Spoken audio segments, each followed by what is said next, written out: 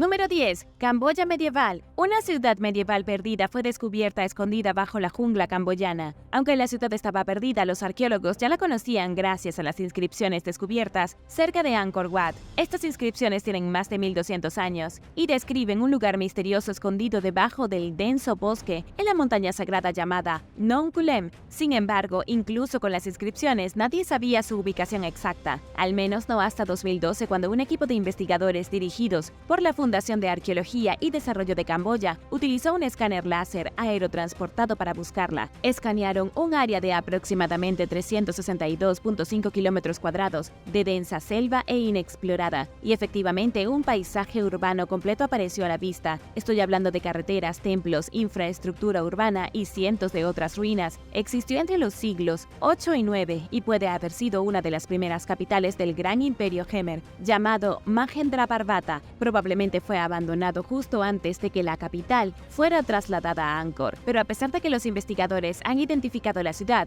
todavía no la han descubierto. Desafortunadamente, está tan profunda en la jungla y los recursos son tan escasos para los proyectos arqueológicos en Camboya que los arqueólogos no han descendido al sitio. Todavía está escondida en la jungla esperando suficientes fondos e intereses para ser excavada. Número 9. Ciudad Inca secreta. Como ya sabrás, los incas dominaron las tierras altas peruanas hasta que los españoles conquistaron el último bastión en el año 1572. Machu Picchu puede ser la ciudad inca más famosa, pero hay cientos de otras repartidas por todo el país. Espíritu Pampa es una de esas ciudades, olvidada al final de un antiguo camino inca en una ladera oriental de los Andes peruanos. Está rodeada por todos lados por bosque nuboso, tan profundo en el medio de la nada que toma al menos 4 días caminar solo para llegar a su borde. La única forma de atravesar los bosques es con un machete. Las ruinas de la ciudad se extienden en todas las direcciones. Cada pieza de piedra cubierta de musgo y la mayoría de las estructuras rotas sin posibilidad de reparación. Las raíces gruesas se han apoderado de los edificios, la mampostería casi se ha derrumbado y quedan pequeños vestigios de la antigua gloria de la ciudad. La ciudad fue descubierta por primera vez por el explorador Vincent Lee en la década de 1980. En ese momento era muy difícil para los arqueólogos llegar a esta parte del Perú porque estaba controlada por guerrilleros. Los historiadores creen que esta fue la última etapa de la resistencia inca. Cuando todas sus otras ciudades habían caído, los incas restantes se retiraron aquí a su fortaleza más aislada en Espíritu Pampa. Luego, según cuenta la leyenda, un traidor entregó la ubicación de la ciudad a los españoles. Luego marcharon sobre ella con toda la intención de quemarla hasta los cimientos. Pero fueron los incas quienes quemaron su propia ciudad y luego huyeron al bosque.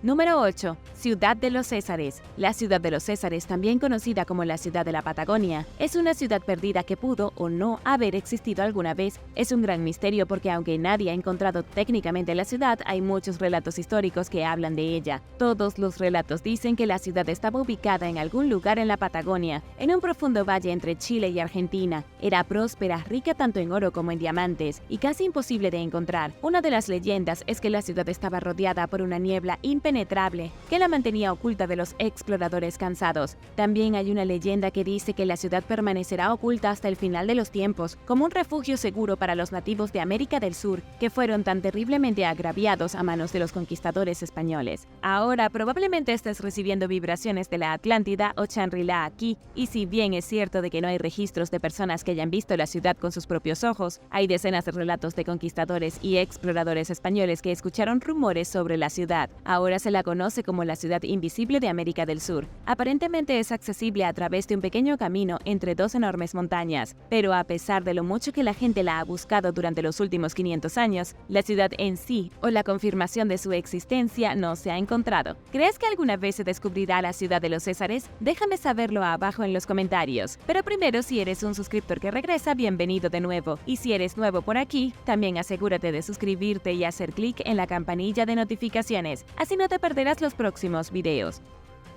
Número 7. Palenque. Palenque se encuentra en las faldas del estado de Chiapas, en México. Hace más de 1400 años fue una importante ciudad maya y un bastión fortificado en lo profundo de las selvas indómitas. Era la capital y la región más al sur de lo que ahora es México, un área mucho más densa y salvaje que otras partes del reino maya. Y aunque los gobernantes de Palenque controlaban un territorio masivo y tenían alianzas con otras ciudades como Tikal, la vida aquí era muy diferente. Cuando pensamos en la civilización maya tendemos a pensar en un grupo de personas, pero lo cierto es que cada ciudad o cada territorio era único, con su propio rey y su propia estructura social. El primer rey de Palenque fue Cuc-Balam en el 431. El más famoso fue Kinich Hanap Pakal I, quien fue conocido como Pakal el Grande. Fue Pakal el Grande quien creó una dinastía que duraría 4 generaciones y vio a la ciudad alcanzar su punto más alto de prosperidad antes de colapsar repentinamente y ser abandonada alrededor del año 800. Después de la caída del Imperio Maya, Palenque estuvo perdida en la selva desierta por más de 1000 años.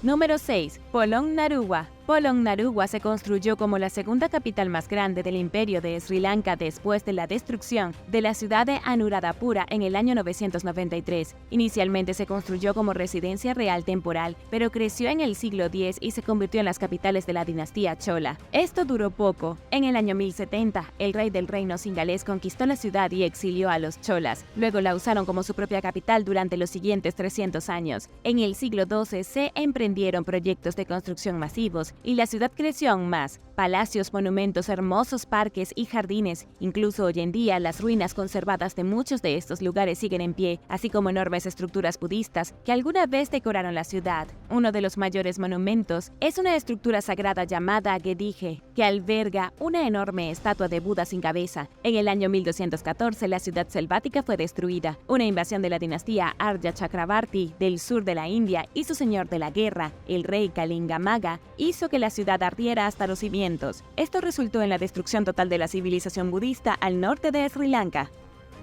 Número 5. Guayabo de Turrialba. Uno de los lugares antiguos más significativos de Costa Rica es Guayabo de Turrialba. Es una ciudad misteriosa en la selva que fue declarada Monumento Nacional por el gobierno en 1973. ¿Qué hace que este lugar único e históricamente significativo sea tan misterioso? Las personas que construyeron esta ciudad perdida no dejaron evidencia de quiénes eran o cómo se llamaban, por lo que los arqueólogos ni siquiera tienen un nombre para ellos. Todo lo que tenemos es evidencia arqueológica del sitio, que revela que estuvo habitado alrededor del año 1000 a.C. o al mismo tiempo que se fundó la ciudad de Jerusalén. Alcanzó su punto máximo unos 2000 años después, en el siglo IX después de Cristo, con una población de alrededor de 10.000 habitantes. Eso habría convertido en el centro regional más grande e importante de política, cultura y religión en todo Costa Rica. Con base en otra evidencia arqueológica, no hay nada que sugiera que las personas que vivieron aquí fueran una sociedad guerrera como la maya o la azteca, o que practicaran sacrificios humanos. Los grandes monumentos revelan que probablemente fueron gobernados por caciques, una figura de autoridad primaria lo suficientemente importante como para exigir que la gente construyera grandes obras de piedra en conmemoración de su gobierno. Pero la historia de Guayabo de Turrialba termina alrededor del año 1400 después de Cristo, antes de la llegada de los españoles. Por una razón desconocida, estas personas misteriosas desaparecieron de la jungla y abandonaron la ciudad. Solo es redescubierta cientos de años después, en el siglo XIX, y desde entonces solo se ha excavado una pequeña parte porque es muy remota.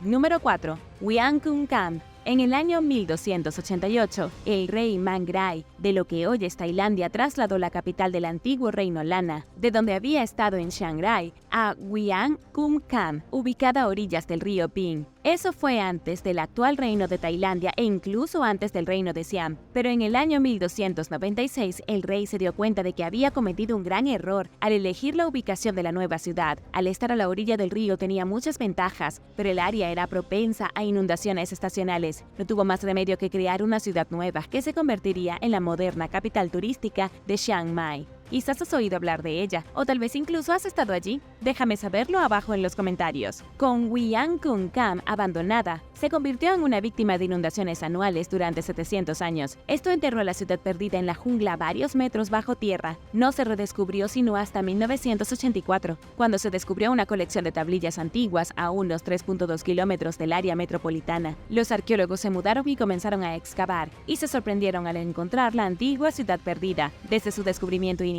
se han encontrado más de 30 sitios arqueológicos en Wiancunkham. A pesar de que solo había sido la capital importante durante una década, los Langna aún lograron construir templos, enormes wats y vecindarios suburbanos. Se extendía a lo largo de una enorme proporción de jungla junto al río, tan grande que ni siquiera se puede recorrer todo el lugar a pie, y la única forma de ver toda la ciudad hoy en día es en bicicleta o tuk-tuk. Número 3. El Pilar. El Pilar es una antigua ciudad maya en la frontera de Belice y Guatemala, un lugar increíble lleno de casas, templos y piezas monumentales de arquitectura antigua. Fue documentado por primera vez por la arqueóloga Annabel Ford en 1983. Ella trabajó en estrecha colaboración con los descendientes mayas locales para mapear el área y realizar las primeras excavaciones. Era la primera vez que la gente se interesaba en las ruinas en la jungla desde que fueron abandonadas hace 1000 años. Antes de que esta gran ciudad fuera abandonada, fue un importante centro de reunión durante 1300 años. Enclavada en el bosque rodeada de un entorno natural, los años dorados de El Pilar fueron entre el 500 y el 1000 después de Cristo. Pero al igual que en otros lugares del reino maya, los gobernantes practicaron la agricultura extensiva y los métodos de tala y quema, lo que finalmente destrozó la tierra. A pesar de que su agricultura no era nada comparada con nuestra agricultura moderna, 500 años de abuso realmente hicieron un número en la selva. Cuando el imperio comenzó a colapsar en el año 900, El Pilar duró bastante más que muchas otras ciudades debido a su ubicación remota, pero eventualmente cayó, la gente se fue y fue abandonada para ser consumida por la jungla circundante. Número 2. Kota Selangi. Kota Selangi es una ciudad malaya perdida, descubierta hace menos de 2 décadas en 2005. Los arqueólogos creen que fue establecida alrededor del año 650. El sitio está en las selvas sofocantes del sur de Malasia, dentro de una reserva forestal. La mención moderna más antigua de la ciudad se remonta al siglo XVII, cuando los historiadores locales la describieron como una fortaleza hecha de piedra negra. Pero en realidad no sabemos quién construyó la ciudad o qué le sucedió. Algunos historiadores dicen que era parte del reino de Ayutthaya en Tailandia, ya que se menciona mucho en el folclore siamés. Se ha encontrado inscripciones que detallan una incursión a la ciudad en 1025 por parte de la dinastía Chola de Sri Lanka, de las que ya hablé, pero al final todo es bastante vago y misterioso. Un avance rápido hasta el año 1881 y los visitantes coloniales hablaron de la ciudad misteriosa escondida en algún lugar de la selva. Aunque hubo algunos informes vagos de exploradores que la encontraron, nunca se confirmó nada. En la década de 1920, Sir Richard Olaf Winstead escribió que el grupo indígena local Orang Asli estaba preparado para llevarlo a la antigua ciudad, pero nunca sucedió. El tema se olvidó, el denso bosque se convirtió en una reserva y no se encontró oficialmente hasta 2005. Pero incluso ahora, el descubrimiento ha sido controvertido. Solo se descubrió técnicamente mediante inspecciones aéreas, levantamientos topográficos y de la evaluación del folclore local. Nadie ha visto los bloques de piedra de la ciudad con sus propios ojos. Simplemente asumen que está allí, según la evidencia satelital. Número 1. Ciudades de la Amazonia. El antropólogo Michael Heckenberger de la Universidad de Florida se asoció recientemente con el pueblo local Kyukuro del estado brasileño de Mato Grosso para buscar ciudades perdidas en la selva amazónica. Para sorpresa de todos, Michael encontró más de 28 pueblos y aldeas que juntos podrían haber albergado unas 50.000 personas. Él y su equipo buscaron en más de 19.943 kilómetros cuadrados de bosque denso, un área del tamaño de Nueva Jersey. Descubrieron restos de casas, plazas gigantes, empalizadas de madera, zanjas defensivas, viejos utensilios de cocina de cerámica e incluso caminos excavados en la selva. Este fue uno de los estudios más grandes que se haya hecho sobre ciudades amazónicas perdidas. Muchas de las ciudades fueron abandonadas hace apenas 400 años. La investigación fue una mezcla de botas sobre el terreno e imágenes satelitales, que cuando se juntaron revelaron una sociedad compleja de humanos que vivían dentro de la jungla. Los restos más antiguos parecen tener unos 1500 años, lo que significa que el Amazonas estaba mucho más avanzado de lo que nadie hubiera imaginado. Durante aproximadamente 1000 años, varias aldeas estuvieron conectadas por carreteras principales, con asentamientos más pequeños salpicando los espacios intermedios. Había puentes, puertos construidos sobre grandes ríos y campos utilizados para cultivar alimentos amazónicos locales. Los arqueólogos han llamado a estos asentamientos perdidos ciudades jardín, pero todavía hay mucho misterio. Por ejemplo, no sabemos por qué la gente comenzó a alejarse de estas metrópolis de la jungla urbana. Parece que hace unos 400 años simplemente dejaron de usarse. La gente emigró a las ciudades más modernas, más cerca de la costa, y la mayoría de la sociedad esencialmente abandonó la vida en la selva.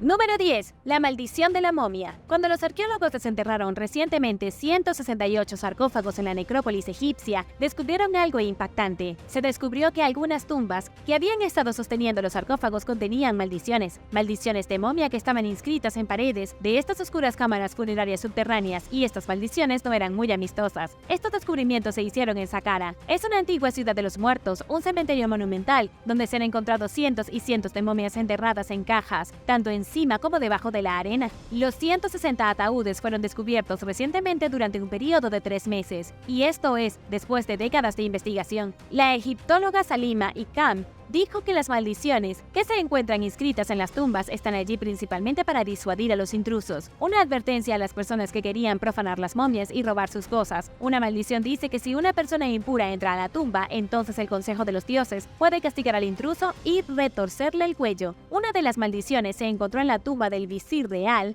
Akmaor, quien fue consejero del faraón hace 4000 años. La maldición establece que si se hace algún tipo de daño a la tumba, se hará el mismo daño a la propiedad del culpable. También advierte que el visir tiene conocimientos secretos de magia y hechizos que maldecirán al intruso con miedo de ver fantasmas. Y también hay otras maldiciones como las que amenazan con que cualquiera que traspase le retorcerán el cuello como a un ganso.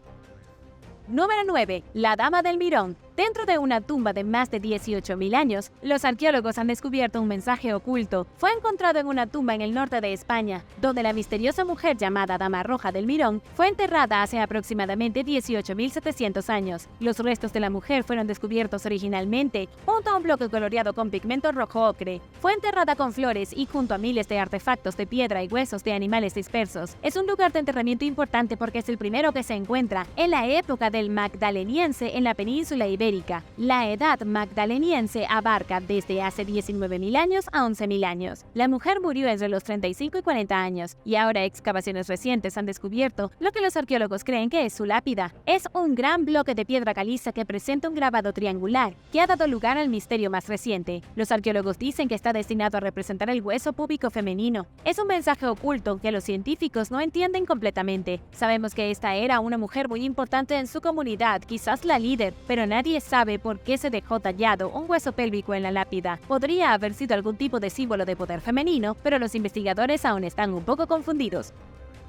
Número 8. Tumba del Profeta. En Irak, los arqueólogos documentaron recientemente una serie de tumbas antiguas del reino de Nínive. Mientras miraban a su alrededor, descubrieron que había excavado un túnel debajo de una tumba que supuestamente pertenecía al profeta bíblico Jonás. Cuando los arqueólogos excavaron más profundamente en el túnel, encontraron escritos en las paredes, incluidas inscripciones escritas en el antiguo idioma neoasirio. Uno de estos mensajes es bastante fascinante. Los investigadores lo han traducido y dice: el palacio de Esarhaddon, el rey fuerte, rey del mundo, rey de Asiria, gobernador de Babilonia, rey de Sumeria y Acadia, rey de los reyes del Bajo Egipto, rey del Alto Egipto y Kush. Claramente este tipo tenía bastantes títulos. Si hay que creer en lo que está escrito en la pared, el rey asirio era el rey de casi todos. Una de las cosas más llamativas es que supuestamente era rey de Kush, un misterioso reino antiguo ubicado al sur de Egipto en Nubia, un mundo que en ese entonces habría estado muy distante de la región de Mesopotamia. Aquí se encontraron otras inscripciones que básicamente describen al rey rodeando, conquistando, saqueando, demoliendo, destruyendo y quemando todas las ciudades que se le opusieron. Sin embargo, no está claro qué tiene que ver el rey con el profeta bíblico Jonás. Las inscripciones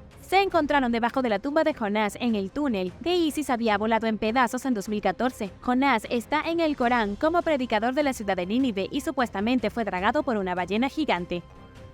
Número 7. Jeroglíficos de helicópteros. En el templo de Seti I, Markaz al-Delina, Egipto, hay un extraño conjunto de jeroglíficos inscritos en la pared. Es un friso del antiguo Egipto que parece mostrar pruebas de tecnología muy avanzada y tal vez incluso contacto con seres de otro mundo. Un friso es un área de decoración esculpida o pintada generalmente en una pared. Algunos consideran que estas inscripciones están fuera de lugar y son evidencia de negocios de otro mundo del antiguo Egipto, y sin embargo, para algunos, son solo jeroglíficos ordinarios que han sido muy mal interpretados. Esto es lo que hace que las inscripciones sean tan únicas. Los grabados muestran lo que parece ser un helicóptero helicóptero, un submarino y varios aviones. Por supuesto, estas modernas piezas de maquinaria no son interpretaciones perfectas. Parecen dibujos desordenados de helicópteros y submarinos hechos por un niño. Aún así, el parecido es asombroso. Se ha hecho creer que algunos de los egipcios fueron visitados por viajeros del tiempo que, por alguna extraña razón, trajeron helicópteros y submarinos con ellos, o que alguna magia desconocida les habría permitido ver el futuro. Los arqueólogos de la corriente principal dicen que las tallas no son inusuales en absoluto. En cambio, las personas solo ven patrones que no existen. La verdadera explicación del helicóptero ha sido resuelta gracias a la imagen digital. Los investigadores observaron los jeroglíficos y descubrieron que el helicóptero es en realidad dos imágenes completamente separadas que fueron talladas en diferentes momentos. La talla original se hizo durante el reinado del faraón Seti I y decía: el que repele a los 9 enemigos de Egipto. La inscripción se rehizo bajo el reinado de Ramsés II para decir: el que protege a Egipto y derrota a los países extranjeros.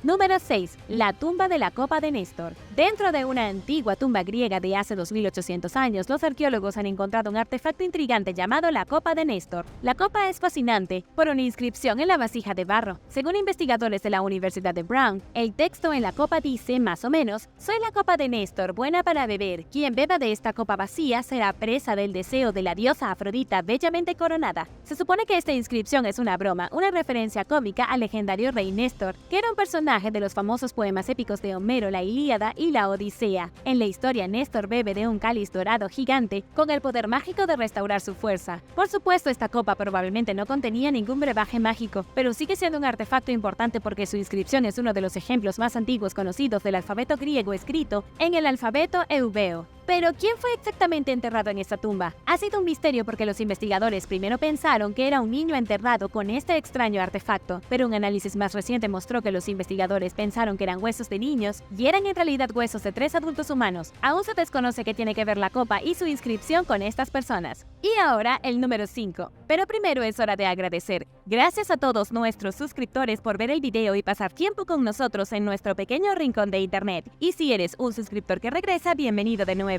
Y si eres nuevo por aquí, también asegúrate de suscribirte y hacer clic en la campanilla de notificaciones, así no te perderás los próximos videos. Número 5. La inscripción de Nazaret. La inscripción de Nazaret fue supuestamente la respuesta romana al encontrar la tumba de Jesús vacía después de la resurrección hace 2000 años. También se llama el Decreto de Nazaret, y es una enorme losa de mármol tallada con un edicto emitido por el emperador romano César. La declaración de la losa es una advertencia de que cualquier persona sorprendida robando una tumba recibirá un castigo severo. Eso es prácticamente todo lo que dice. Eso es una advertencia para los posibles ladrones de tumbas. En realidad, nadie sabe de dónde vino la losa. Su primera avistamiento documentado fue cuando llegó a París en 1878, vendida por un coleccionista alemán llamado Wilhelm Fortner. No dejó una nota sobre dónde la había adquirido originalmente, por lo que sus orígenes siguen siendo un misterio. La traducción se realizó en 1930 y se ha fechado en algún momento entre el año 100 a.C. y el 100 después de Cristo, la época en que supuestamente vivió Jesús. Cuando nadie puede decirlo con seguridad, una de las teorías dominantes es que las autoridades romanas esculpieron esta advertencia en mármol y la colocaron frente a la tumba de Jesús. Esto es después de escuchar que sus discípulos estaban diciendo que el cuerpo resucitaría por resurrección divina. Esto muy bien podría ser evidente de que Jesús murió, fue sepultado y luego su cuerpo desapareció milagrosamente. Número 4. La maldición sangrienta. Otra maldición aterradora fue descubierta en una tumba y esta vez en Israel. La maldición, como si una maldición ordinaria no fuera lo suficientemente aterradora, estaba pintada con lo que parecía ser sangre. Se dejó en una pequeña tablilla de roca y se enterró en una tumba en la necrópolis de Beit She'arim en Baja Galilea. Según investigadores de la Universidad de Haifa y la Autoridad de Antigüedades de Israel, esta catacumba en particular se desconocía hasta el año 2021. Los arqueólogos atravesaron la superficie y comenzaron a excavar, y fue entonces cuando encontraron la maldición. Fue la primera de este tipo que se encontró en esta enorme necrópolis en 65 años. Este fue un asentamiento judío entre los siglos 2 y 5 después de Cristo, poblado después de la destrucción de Jerusalén en el 70 después de Cristo. Fue uno de los principales centros de aprendizaje y cultura judíos después de que casi se extinguieran a manos de los romanos. La inscripción estaba escrita en griego y no con sangre sino con pintura roja. Tiene solo 5 líneas de advertencia, pero el mensaje es bastante claro y dice: Jacobo, el prosélito, jura maldecir a cualquiera que abra esta tumba para que nadie la abra. No es tan espeluznante, pero sigue siendo fascinante, especialmente por la palabra prosélito. Este fue un título otorgado a aquellos que se convirtieron al judaísmo del cristianismo, o uno de los principales cultos paganos de la época, como el culto de Isis o el culto de Mitra. Número 3. Primeros ABC. Thomas Schneider de la Universidad de Columbia Británica estudió recientemente una inscripción de 3.400 años de antigüedad encontrada dentro de una tumba egipcia. Descubrió que este primitivo trozo de piedra caliza bien podría ser el ejemplo más antiguo de una secuencia alfabética. 3 de las palabras comienzan con las letras B, C, D y el resto de la tablilla está rota e indescifrable. Cada una de las palabras va acompañada con un símbolo delante de las letras, ya que así funcionaba la escritura jeroglífica egipcia temprana. Pero es sorprendente porque cuando todo se junta, se lee como un recurso memotécnico. Por ejemplo, A es para manzana, B para plátano y C para melón. Los investigadores creen que esto puede haber sido utilizado por los primeros egipcios como una especie de herramienta de recuerdo para ayudarlos a aprender su propio alfabeto. Número 2. El mensaje sobre la tumba de Howard Carter. Posiblemente ninguna maldición de la historia ha sido más aterradora que la descubierta en la tumba de Tutankamón, cuando fue encontrada en 1922. Howard Carter fue quien descubrió el lugar de descanso del niño rey de la 19ª dinastía que gobernó el Nuevo Reino y fue el último de la familia real en tener el poder. Howard Carter rompió el sello de la tumba del niño después de que se encontrara en el Valle de los Reyes. La maldición supuestamente se desató sobre todos los involucrados y muchos de los principales actores de esta excavación tuvieron vidas miserables después. Pero no estamos aquí para hablar de esa maldición en particular. Más bien se trata de la inscripción que se puede encontrar en la propia tumba de Howard Carter. Cuando Howard comenzó a hurgar en la tumba, encontró muchas cosas buenas, cientos de artefactos, estatuillas de oro, solo una riqueza absoluta en tesoros. Pero el artefacto favorito de Carter fue una taza misteriosa con una inscripción escrita en ella. Ahora se conoce como el cáliz del loto, y es uno de los artefactos más valiosos del antiguo Egipto. Pasó algún tiempo después del descubrimiento, pero finalmente se tradujo la escritura en el cáliz. A Howard le encantó tanto el mensaje que se aseguró que cuando muriera se transcribiera en su lápida. Y dice: que viva tu espíritu, que pases millones de años, tú que amas a Tebas, sentado con el rostro hacia el viento del norte, tus ojos contemplando la felicidad. Número 1. La misteriosa tumba de Roxana. En una tumba griega en el norte de Macedonia, los investigadores descubrieron pinturas en un grupo de columnas. Según el ministro de Cultura Kostas Tassoulas, las columnas de la antigua tumba de Amphípolis se limpiaron para revelar pinturas. Esas pinturas pueden ayudar a revelar el misterio de quién está enterrado aquí. Esta es una de las tumbas más grandes de toda la antigua Grecia, construida en la época de Alejandro Magno, pero no sabemos para quién era, y justo antes de que se encontraran misteriosas pinturas en el interior, se desenterró un esqueleto debajo. Tampoco fue algo fácil de encontrar. Los investigadores tuvieron que excavar el suelo, pasar estatuas gigantes de esfinges y luego atravesar una pared sólida y entrar en una antecámara oculta. La cámara estaba decorada con hermosos mosaicos y allí en la oscuridad había un cuerpo. Este cuerpo había estado tendido sin perturbaciones en la oscuridad total durante 2300 años. Esta probablemente no era la tumba de Alejandro Magno, algo que todavía no se ha encontrado, pero hay muchas posibilidades de que la persona que se encuentra enterrada bajo este lugar sea Roxana, la esposa persa de Alejandro. Fue una de las mujeres más importantes de la historia griega, la compañera de confianza de Alejandro mientras conquistaba el mundo conocido, hasta que murió a la temprana edad de 32 años. Y aunque no había mensajes ocultos o inscripciones para pistas, los investigadores creen que las pinturas podrían ayudar con la identidad del cuerpo, porque en las misteriosas pinturas encontradas sobre la tumba se muestra una mujer que parece ser de gran importancia. Esta mujer de los cuadros muy bien podría ser Roxana.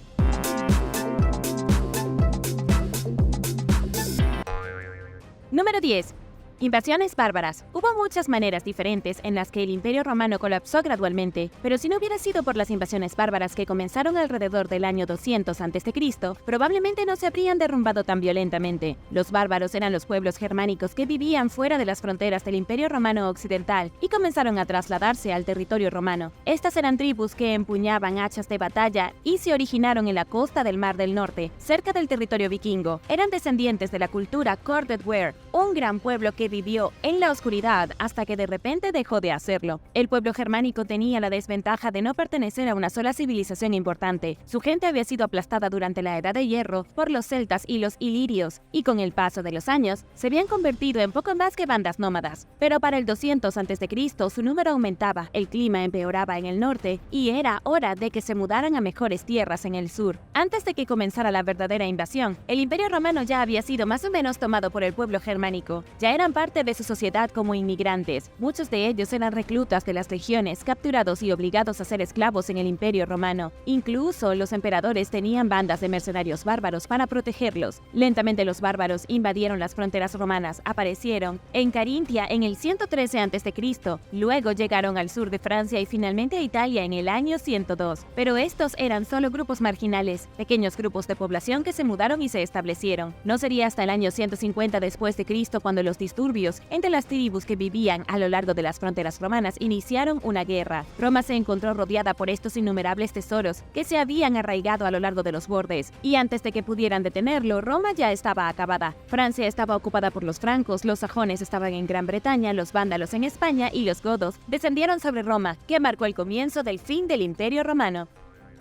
Número 9. El surgimiento del cristianismo. Lo creas o no, el surgimiento del cristianismo fue directamente responsable de al menos algunos aspectos del colapso de Roma. De hecho, esto puede sonar un poco familiar, pero los historiadores dicen que fue la introducción del cristianismo y la pérdida de los valores tradicionales en la sociedad lo que fracturó a Roma sin posibilidad de reparación. Los académicos no pueden ponerse de acuerdo sobre los pasos exactos que tomó el cristianismo para convertirse en una región global. Se cree que en la provincia de Judea, dentro del Imperio Romano, había solo unos 1000 creyentes cristianos. Luego la religión creció a una tasa de aproximadamente el 3.4% cada año, hasta que se hizo cargo por completo. A finales del año 200, Roma estaba aproximadamente la mitad poblada por cristianos, y fue entonces cuando comenzaron los problemas. La mitad de Roma era cristiana y la otra mitad seguía siendo pagana. Esto provocó conflictos y violencia y debilitó la sociedad. Pero no era solo una población dividida, era el emperador que los presionaba también. Constantino el Grande, emperador romano del 306 al 337 después de Cristo, decidió erradicar el paganismo. Sus esfuerzos por convertir en la totalidad de la sociedad romana condujeron a conflictos, miseria y malestar general. Básicamente presionó a todo el imperio para que renunciara a los viejos dioses que habían estado adorando durante miles de años. Y funcionó porque si estabas practicando el paganismo en la época de Constantino el Grande, generalmente terminabas en la muerte o siendo torturado hasta que te convirtieras. No había realmente una opción: o cambiabas de religión o te convertías en el enemigo. Por supuesto, otros factores como las plagas y las enfermedades también ayudaron a animar a la gente a convertirse.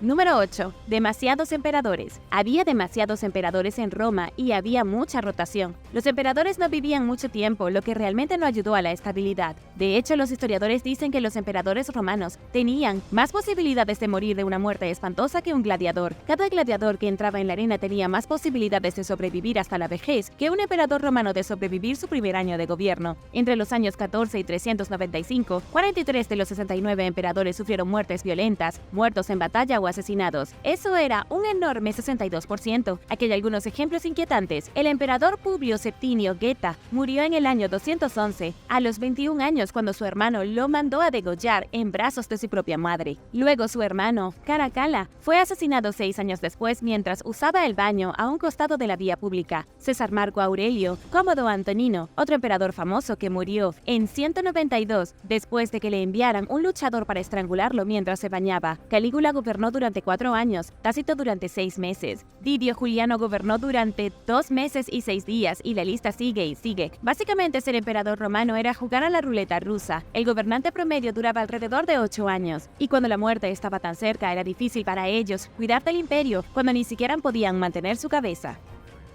Número 7. Un imperio dividido. Cuando el imperio romano se dividió por la mitad, selló su propio destino. La división cambió la vida y el gobierno romano para siempre. El gobierno comenzó a tener algunos problemas importantes al gobernar la inmensidad del territorio. Esto estaba sucediendo mientras las tribus bárbaras se canalizaban lentamente hacia las tierras no reclamadas en los límites del imperio. Era un gran problema, pero los romanos realmente no tenían los recursos para protegerse. Sus legiones no podían estar en todas partes a la vez. Para solucionar el problema, el gobernador Diocleciano dividió Roma en 2 mitades en el año 286. Era ya una época de gran inestabilidad, tanto interna como externa, y aunque parecía una buena idea tener el Imperio Romano de Occidente con su capitán en Milán y el Imperio Romano de Oriente con la capital en Bizancio, lo que se convertiría en Constantinopla, no funcionó. Al menos no funcionó para Occidente. En lugar de funcionar como 2 mitades del mismo imperio, simplemente se convirtieron en 2 propios imperios. Cuando las hordas bárbaras descendieron sobre Roma en el 410, Bizancio no hizo nada. Occidente se derrumbó en el 476, pero el Imperio Romano de Oriente, que ahora conocemos como bizantino, viviría hasta el 1453.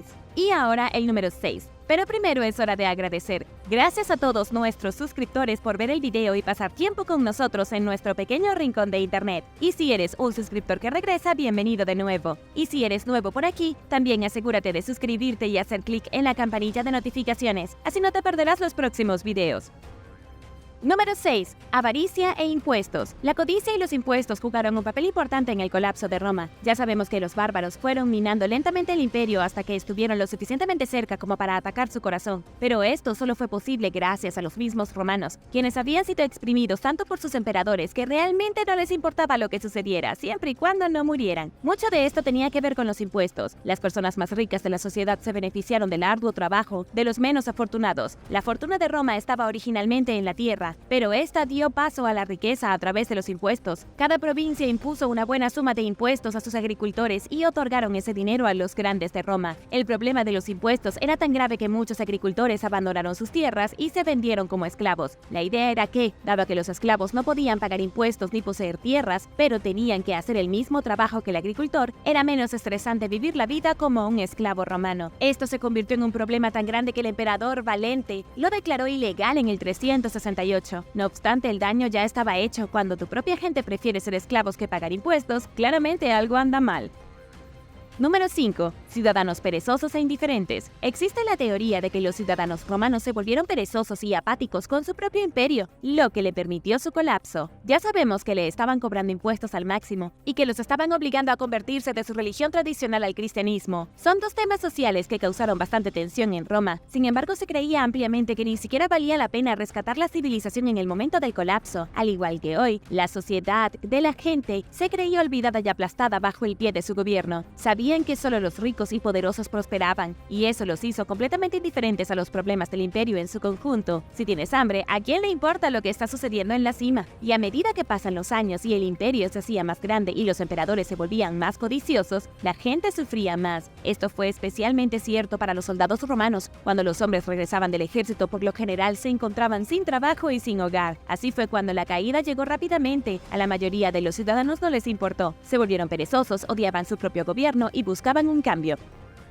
Número 4. Militares fallidos. Al comienzo de Roma, su poderío militar era asombroso, pero al final las cosas no fueron tan buenas. El ejército se dobló por su propio peso y se derrumbó con el resto del imperio. La primera gran derrota real se produjo en el 53 a.C., cuando Marco Licinio Craso provocó una guerra con el imperio parto sin ningún motivo real. El senado se opuso, pero el emperador siguió adelante y comenzó la guerra. 50.000 hombres navegaron hacia Siria en el año 55 a.C. para borrarla del mapa, pero cuando entraron en el gran desierto, un ejército de unos 10.000 partos les tendió una emboscada. Fue una guerra sangrienta, más de 20.000 romanos fueron masacrados y 10.000 fueron hechos prisioneros. Craso fue asesinado y los romanos estaban muy avergonzados. Y eso fue solo el comienzo. Luego ocurrió el desastre del bosque de Teutoburgo. 3 legiones romanas fueron emboscadas y masacradas por miembros de una tribu bárbara cuando intentaban entrar en el territorio bárbaro. Muchos soldados murieron allí en el bosque y esto se considera un punto de inflexión importante en la historia. Los bárbaros supieron arrollar y aplastar a las legiones romanas en el bosque usando diferentes tácticas de lucha. También ocurrió la batalla de Edesa en el 260 después de Cristo. Después de 50 años de total anarquía dentro del imperio, hubo 26 reclamos del trono, casi en su totalidad de generales romanos. Dado que estaban luchando entre ellos, fue cuando los conflictos internos de Roma realmente comenzaron a mostrarse. En la primavera del 260, el imperio sasánida atacó el oeste de Mesopotamia, que estaba justo al borde del imperio romano. Para detener la amenaza en seco, el emperador Valeriano reunió unos 70.000 soldados aliados bárbaros y viajó para luchar contra los persas, pero se infectaron con una plaga y no pudieron luchar. Entonces Valeriano decidió negociar con el gobernante persa Shapur e inmediatamente fue hecho prisionero y enviado de regreso a Persia. Era la primera vez en la historia que un enemigo tomaba a un emperador. Sin su líder, los romanos se rindieron sin siquiera presentar batalla. Número 3. La caída de la República. La República Romana fue la primera democracia del mundo real y la base de la mayoría de las democracias actuales. La República tenía una constitución, tenía leyes muy específicas, y había funcionarios electos, y había un cuerpo gobernante de senadores. Sin embargo, la República Romana fue lo suficientemente complicada como para permitir que la corrupción se extendiera. Las dificultades se extendieron junto con la República a medida que crecía. Desastres económicos, corrupción gubernamental importante, personas con sus propios ejércitos privados y el ascenso de de Julio César como dictador. La república no tenía un jefe titular. Esto fue lo que mucha gente no se dio cuenta. Antes del Imperio Romano, la República Romana prosperó durante 500 años con un gobierno legítimo que no necesitaba una sola figura de poder. Pero cuando la corrupción se salió de control, todo cambió. Los funcionarios del gobierno se dejaron sobornar para tomar decisiones por sus poderosos amigos. Y una vez que esto comenzó, todo se derrumbó. Los ricos podían hacer lo que quisieran y los plebeyos ya no confiaban en el Senado. Luego llegó Julio César, quien firmó una alianza con Pompeyo el Grande y Marco Craso, el tipo que intentó infructuosamente invadir Siria y murió. Cuando Craso se fue, Julio derrotó a Pompeyo en batalla. Ese día la República Romana había muerto y había nacido el Imperio Romano. Después de dejar la democracia y convertirse en dictadura, Roma nunca volvió atrás. Número 2. El Gran Rey Gótico. En el verano de 410 después de Cristo, el Gran Rey godo Alarico saqueó la ciudad de Roma. Esto no se había hecho en más de 800 años. Llevó a su ejército bárbaro a través de las puertas delanteras de la ciudad imperial y la saqueó como si Roma fuera un pueblo de pescadores junto al mar. Y aunque la ciudad sobrevivió durante casi un siglo más, este fue el final del imperio. Cuando el rey godo entró en Roma, saqueó, quemó los templos paganos, destruyó la antigua casa del Senado, secuestró a la hermana del emperador y trató el lugar como su propio parque de diversiones personal. Después de la destrucción, el rey Alarico y sus soldados simplemente se fueron. No querían quedarse en Roma, ya se habían llevado todo y habían dejado Roma hecha pedazos, así que viajaron a la Galia. Alarico murió de una enfermedad poco después. Su hermano, Ataulfo, asumió el liderazgo de los godos. Su esposa, después de la muerte de Ataulfo, se casó con el emperador romano Constancio. Su hijo serviría más tarde como emperador. La verdadera caída de Roma se produjo en el año 476, cuando el señor bárbaro Odoacro entró a caballo en Italia y depuso a toda la nobleza romana restante. Número 1. La Edad Oscura. Para comprender las consecuencias de la caída del Imperio Romano debemos mirar a la Edad Media. Este periodo sombrío de la historia comenzó en el 476 con el colapso oficial de Roma y continuó durante 900 años hasta el Renacimiento. Se llama la Edad Oscura porque muchos eruditos sugieren que prácticamente nada se interpuso en el camino del avance científico o cultural. Europa todavía se estaba recuperando después del caos de Roma y se les tomó casi 1000 años avanzar con nuevas tecnologías e ideas. Básicamente la Edad Media fueron 1000 años de estancamiento. En verdad, estaban sucediendo muchas cosas, solo que no eran tan emocionantes como lo que había sucedido antes. Prácticamente toda Europa era cristiana ahora, por lo que durante 900 años la mayoría de los gobernantes se concentraron en construir imperios cristianos. Sin Roma para mantener todo el lugar, la iglesia en Europa occidental se convirtió en el único elemento de estabilidad. Fue la iglesia que prácticamente reemplazó a Roma como la madre de Europa y dominó todo hasta hace muy poco tiempo. El término Edad Oscura en realidad se refiere a los siglos posteriores de la caída de Roma, donde hubo un regreso al pasado sin registros en oposición a la luz de la antigüedad clásica. Se considera que la era clásica estaba llena de literatura y artes, progreso en ciencia y tecnología. La Edad Oscura ahora se considera con mayor precisión la Alta Edad Media, pero trae a la mente tiempos de guerra, destrucción y muerte. Gracias por ver el video.